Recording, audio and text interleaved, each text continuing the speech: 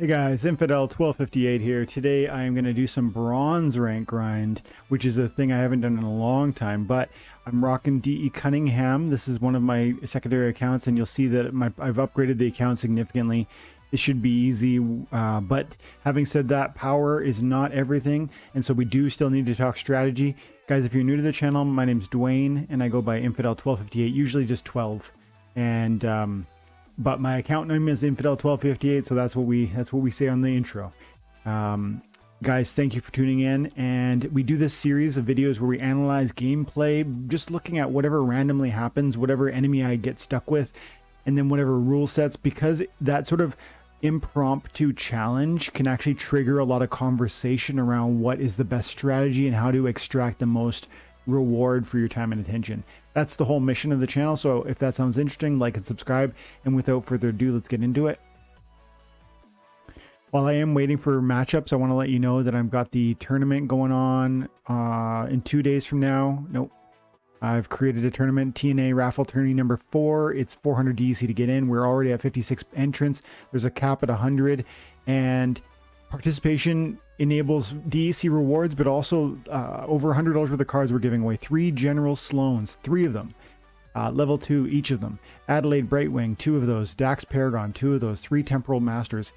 Some of those cards are not very expensive, but some of them are quite expensive. And you can see the General Sloan is worth about $22 per. We're giving away 3 of those. And that you're going to have, whether you finish first or last in the tournament, you're going to have an opportunity to win one of those for an entry cost of 400 DEC.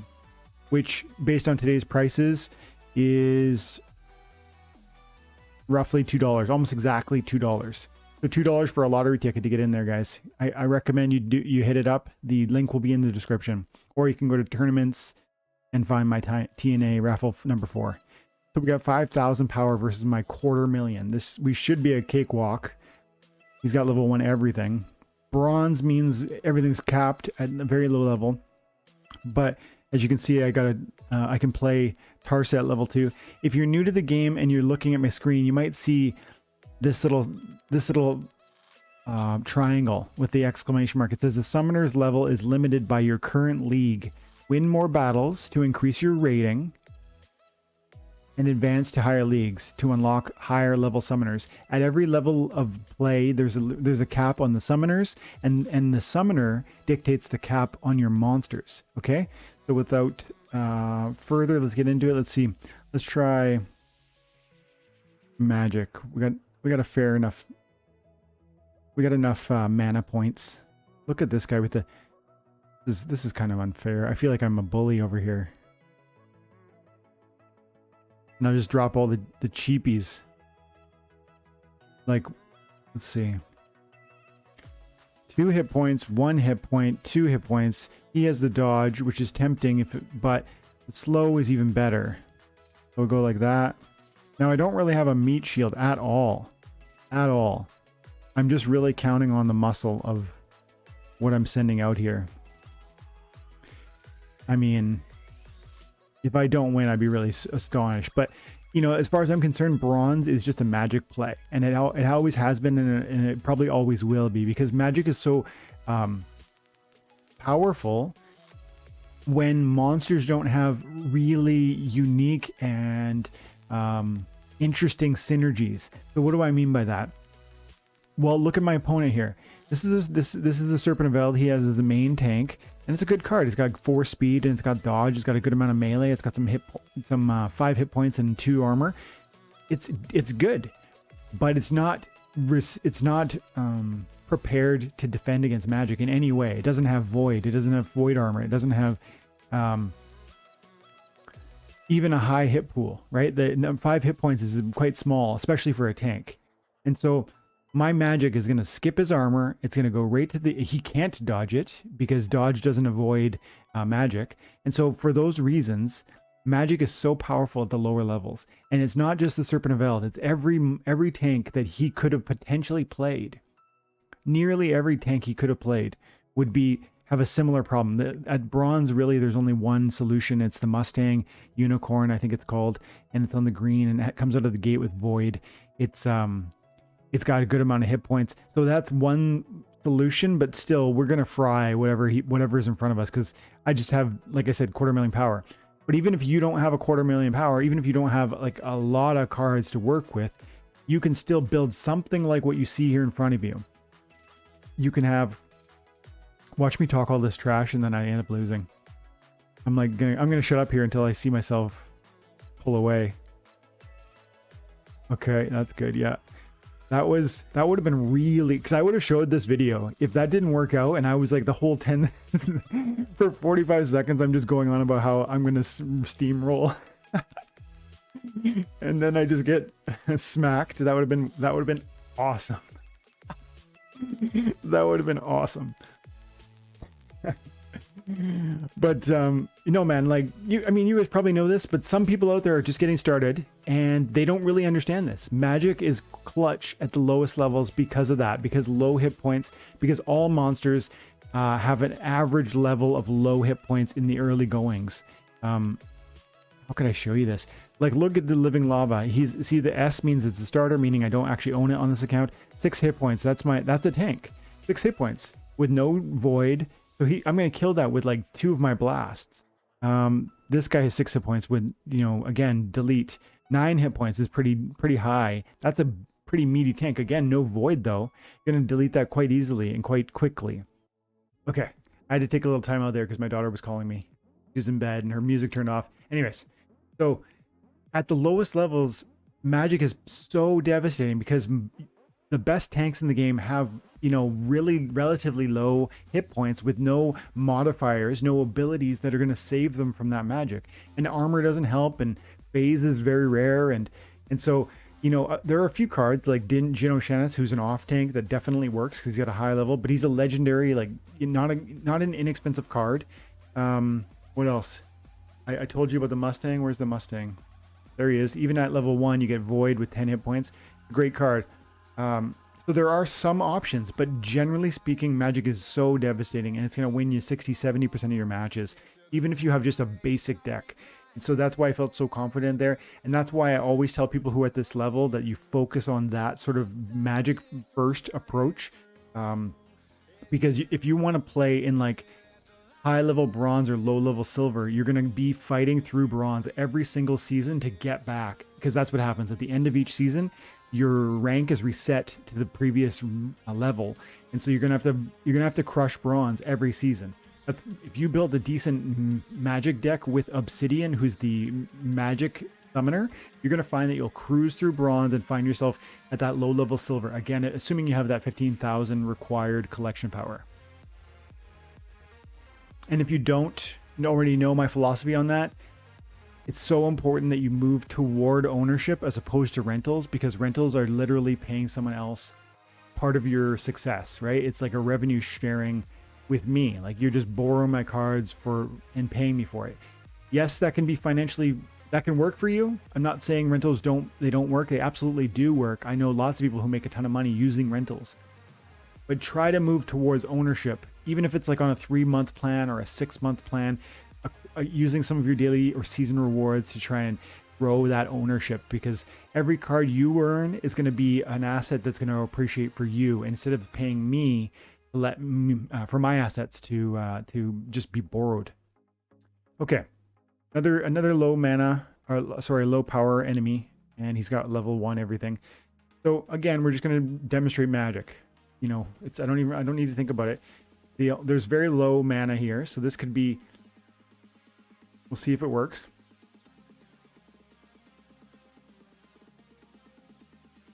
I want to try something a bit meatier. Like if I go Centauri Mage, I'm going to have 2 magic because of the Obsidian boost. And then I'm going to have a return fire plus a good amount of speed. But then again, my Celiac slip spawns even more meaty.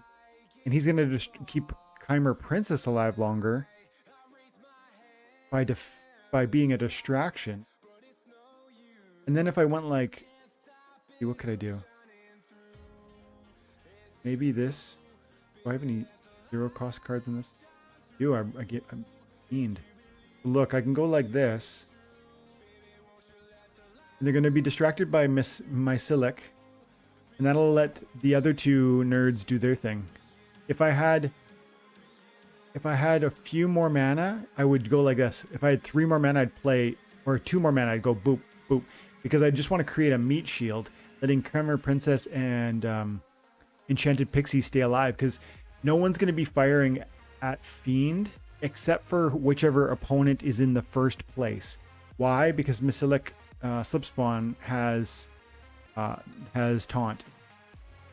So unless he goes melee focused and his tank in the first position is really deadly from melee with a high hit point pool. Like if he used the Mustang, I might be in trouble. But going blue, so yeah, we're gonna be just fine. Because they're all gonna be aiming. Frendel's buff is armor based. That's great against melee. Again, we're not focusing melee. We're doing, and this opportunity monster would be super annoying if I didn't have taunt. You know, he would land, he would probably kill Princess in the first round, Pixie on the second. So I feel confident we've got this, but let's watch it. And this might not, this episode might not really be unpacking a lot of strategy for you because of the nature of it being at bronze, but I hope my bronze warriors out there are seeing just the renewed power. It's been something I mentioned over the months that we've been doing the channel, but look at how well we just steamroll that, right? And it's not because my monsters are level 2, it's not because my summoner is level 2, it's because magic cut past all the armor that was really the core of my enemy's strength there. Let's focus on this quickly. Let's try and get a snipe win.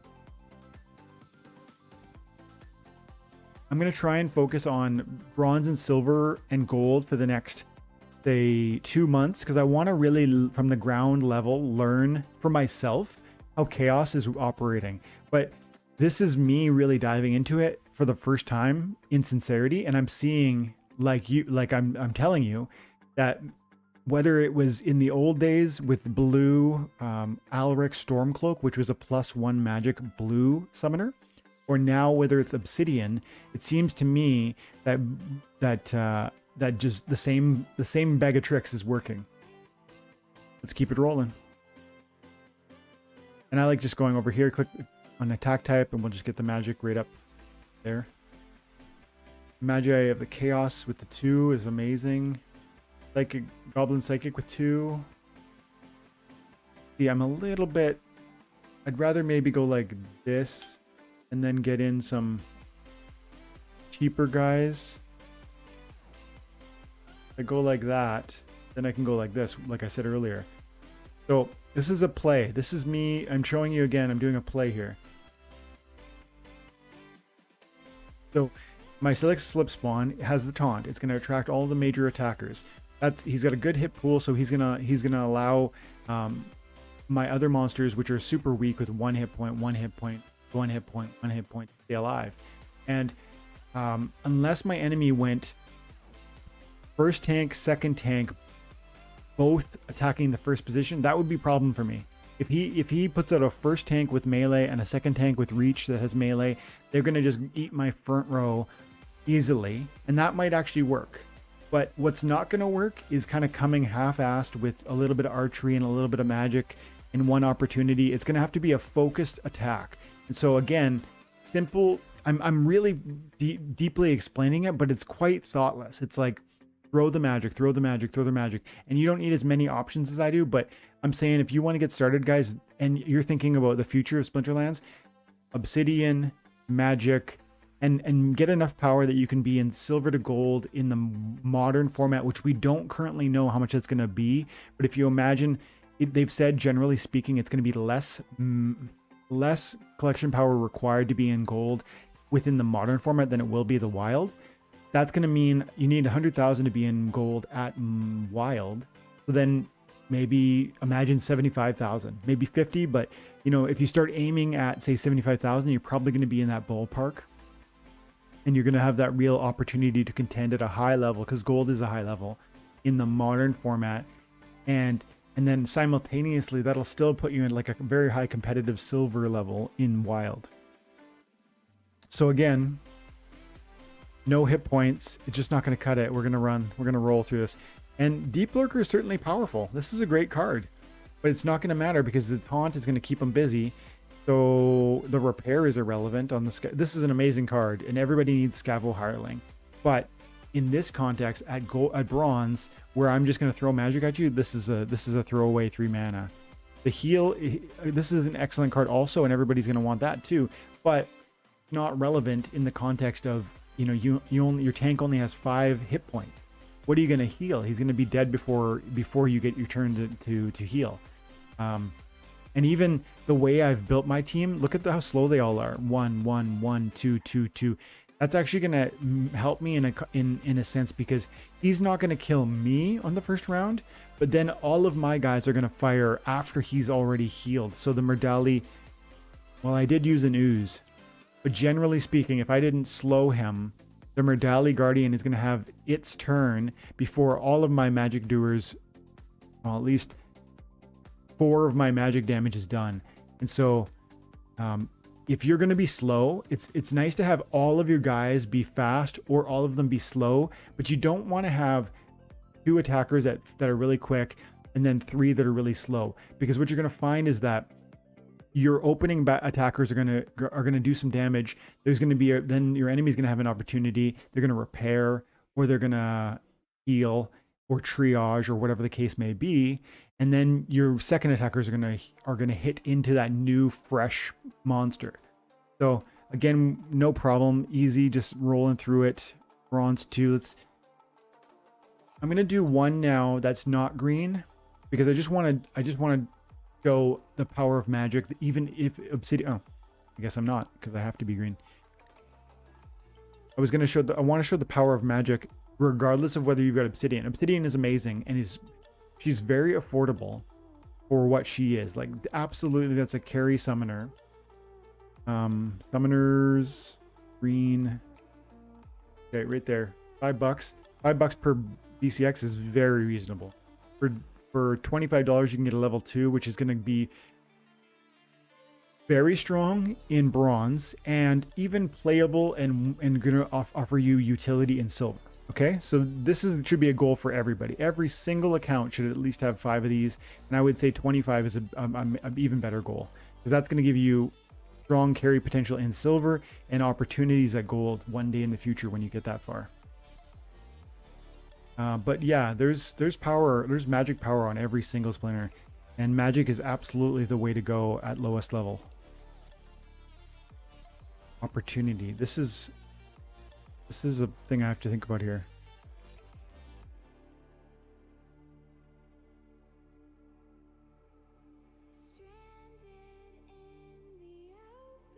Oh, do I want to do that one?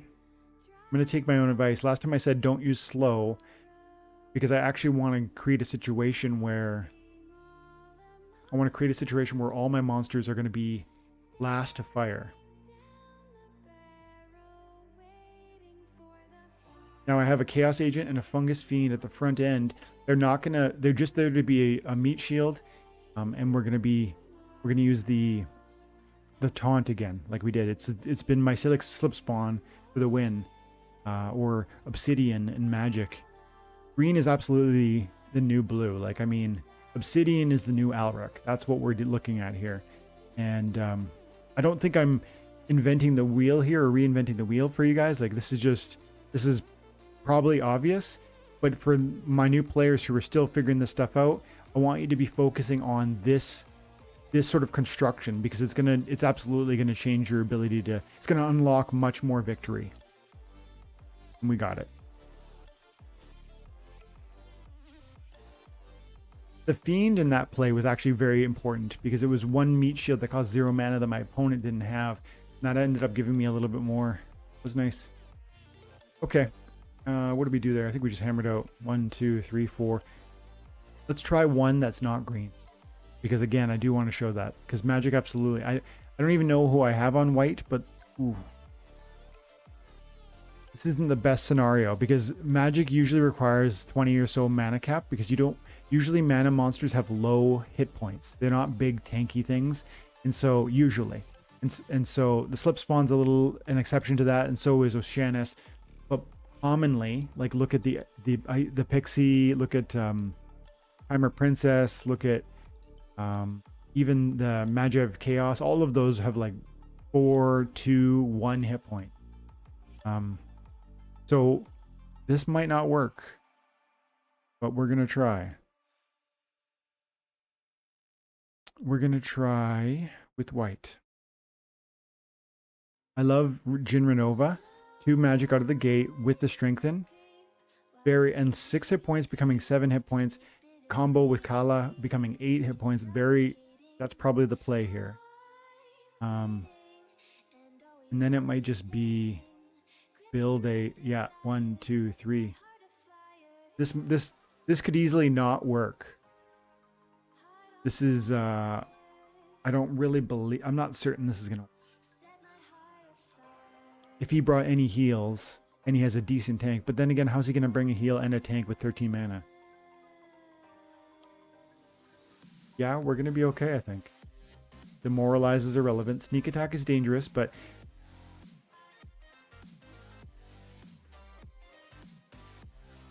I'm gonna get 1 health buff, another health buff, so I'm gonna have 8 hit points. I'm gonna kill him, the Disintegrator, before Leech kills my Renova, so we should be good. And I'll be even better if the Disintegrator managed to miss like Scrapper or Agent, because that'll give 1 more meat. That's a big miss. Yeah, they were good. Magic, it's so effective at these lower levels. So whether it's Obsidian or not, guys, absolutely just focus in on what you're doing there and just get a few inexpensive magic cards. And there are so many great ones. You go to the reward, primarily I would say pick out the rewards, and you know, hit up some of the, go epic right now, especially epic Renova for $1 is ludicrous. $1 for a rare card is a good price. For a rare, for an epic is really, really inexpensive. And it shows you because look, it's literally the cheapest. Forget about, look, I'm not even searching a specific edition right now. I'm looking, this is every edition, every card in the game at epic. I'm just looking at epic cards. And Jin Renova is the second cheapest card in the game at epic. It's a very inexpensive card. It's a very effective card. And at every level, absolutely right out of the gates at bronze, but definitely at higher levels, like into, you know, all the way up into champion.